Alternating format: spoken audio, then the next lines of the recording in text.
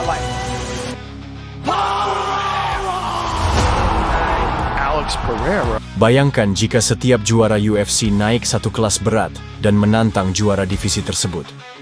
Kita akan menyaksikan pertarungan-pertarungan epik seperti Pantoja melawan Dvalishvili, Topuria melawan Makhachev, Belal melawan Du Plessis versus Pereira, Pereira versus Aspinall, atau bahkan John Jones yang tak terkalahkan. Inilah yang akan kita bahas hari ini.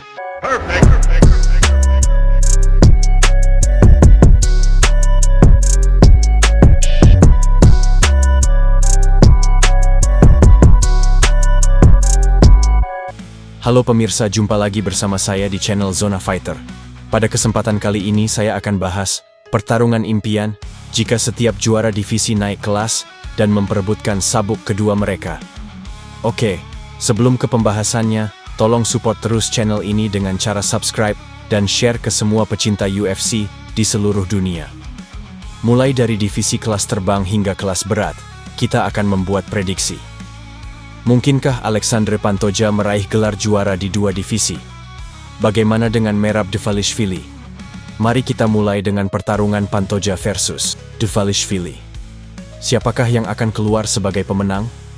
Analisis pertarungan Pantoja melawan Dvalishvili. Di divisi kelas bantam, ini adalah pertarungan yang cukup ketat. Pantoja tidak terlalu besar untuk kelas terbang, dan Dvalishvili juga bukan yang terbesar di kelas bantam. Dvalishvili memiliki keunggulan dalam ukuran tubuh, kardio, dan gulat. Namun, Pantoja unggul dalam grappling jiu-jitsu. Keduanya memiliki volume serangan kaki yang seimbang, dan tidak ada yang dikenal sebagai petinju atau kickboxer yang luar biasa. Pertarungan ini akan bergantung pada siapa yang mampu mendominasi pertarungan. Mampukah Dvalishvili melakukan takedown dan mempertahankan posisinya tanpa menyerah pada kuncian Pantoja? Saya pikir Pantoja memiliki peluang jika ia mampu menghindari takedown dan mengubah pertarungan menjadi pertarungan striking. Dia memiliki kemampuan grappling yang hebat, jadi jika ia bisa bertahan, ia bisa memenangkan pertarungan. Namun, saya ragu ia bisa melakukannya. Dvalishvili akan menggunakan keunggulan ukuran tubuhnya untuk menjatuhkan Pantoja berkali-kali. Saya pikir dia akan menang. Saya pikir pertarungan ini akan berlangsung lama. Pantoja mungkin memenangkan ronde di mana ia mampu bertahan dan mendaratkan beberapa serangan bagus, tetapi pada akhirnya, Dvalishvili akan keluar sebagai pemenang. Selanjutnya, kita akan membahas pertarungan Dvalishvili naik ke kelas bulu. Ini sulit karena Merab dan Topuria merupakan rekan satu negara. Pertandingan ini hampir tidak mungkin terjadi. Namun, Topuria versus Dvalishvili adalah prediksi yang mudah bagi saya. Di divisi kelas bulu, Topuria jauh lebih besar dan lebih kuat dari Dvalishvili. Dia adalah striker yang lebih baik, petinju yang lebih baik, dan memiliki gulat serta grappling yang hebat. Dia akan bertahan dari takedown Dvalishvili dan menyerangnya dengan pukulan.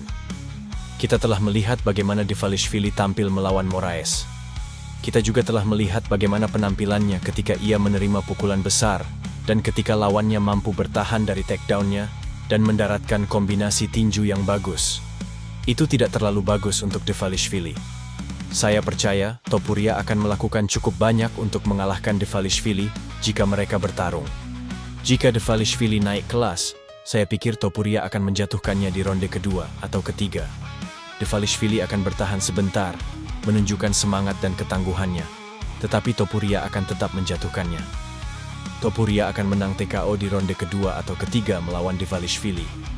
Ini adalah pertarungan yang sangat sulit bagi Dvalishvili. Topuria bukanlah lawan yang cocok untuknya. Meski begitu, pertandingan ini sulit terjadi karena mereka berteman di luar oktagon. Selanjutnya, kita memiliki Topuria versus Makhachev. Ini adalah pertarungan yang sangat dekat, 50-50. Saya percaya Makhachev bisa menang. Dia memiliki keunggulan dalam tendangan, lebih tinggi, dan memiliki gulat serta grappling yang bagus. Saya tidak percaya dia akan mengalahkan gulat dan grappling Topuria, tetapi dia harus bisa mencampurkan satu atau dua takedown. Topuria pasti akan berusaha untuk keluar dan mengungguli Makhachev. Makhachev akan berusaha untuk tetap pada jarak, menggunakan jab dan tendangannya. Jadi, pertanyaannya adalah, bisakah Topuria masuk dan mendikte pertarungan? Bisakah Makhachev tetap di luar dan mencampurkan 1 atau 2 takedown? Saya pikir Makhachev akan mampu melakukan takedown, mencampurkan 2 takedown, tetap pada jarak tertentu, dan hanya menggunakan tendangan superiornya. Dia memiliki tendangan kaki dan tubuh yang bagus pada jarak tertentu. Dia akan menyerang Topuria dari luar, dan ketika Topuria menutup jarak, dia akan mencampurkan takedown. Ini akan menjadi pertarungan yang menarik. Saya harus mengatakan Makhachev akan memenangkannya dengan skor 48-47, bahkan mungkin keputusan terpisah. Selanjutnya, di divisi kelas ringan, kita memiliki Makhachev melawan Belal. Ini adalah pertarungan yang menarik. Saya pikir seorang penantang naik kelas dan benar-benar menang. Saya pikir Makhachev akan mengalahkan Belal. Gulat dan grappling mereka akan saling meniadakan. Saya pikir Makhachev mengungguli Belal dalam striking. Dia memiliki permainan kickboxing yang lebih baik, dan tinjunya tidak buruk. Tinjunya Belal sangat solid dengan tekanannya. Namun, Makhachev tidak akan khawatir tentang ancaman takedown Belal. Dia akan berada di belakang Belal, menggunakan tinjunya, dan membuatnya berjalan dalam tendangan. Saya pikir dia hanya memiliki serangan yang lebih baik daripada Belal. Saya tidak berpikir itu akan menjadi dominasi. Saya tidak berpikir dia akan menyelesaikan Belal. Saya pikir itu akan menjadi pertarungan 5 ronde.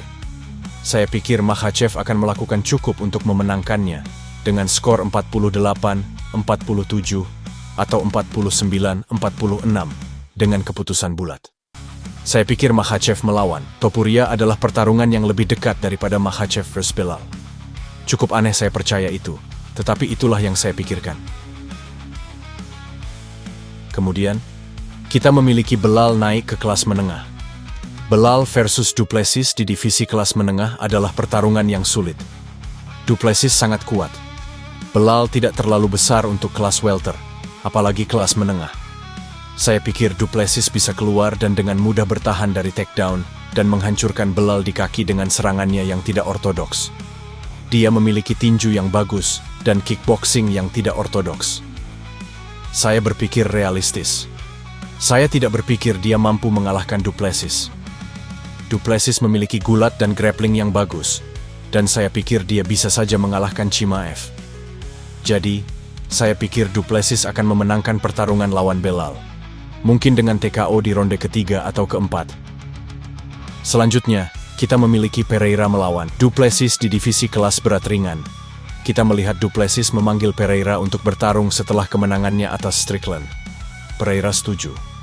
Dia berkata setelah pertarungannya dengan Ankalaev, dia akan turun untuk menghadapi Du Plessis untuk sabuk kelas berat ringan.